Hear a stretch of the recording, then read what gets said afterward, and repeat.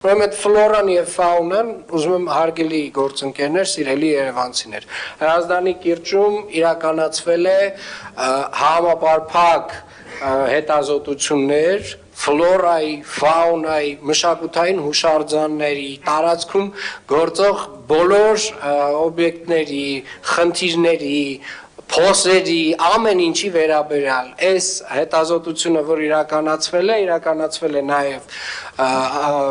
համապատասխան քարտեզավորում, եւ այս քարտեզավորման հիմքով մենք այս պայդրությամբ սպասում ենք շրջակա միջավայրի նախարարության օրենքի ընդունմանը, որից հետո Երևանի քաղաքապետարանում ավականին քննարկելու է Հրազդանի կիրճին հատուկ կարգավիճակ տալու հարցը, որը լինելու է հենց այս հետազոտության հիման վրա, այսինքն այս հետազոտության հիման վրա մենք քննարկելու ենք Հրազդանի կիրճին հատուկ համայնքային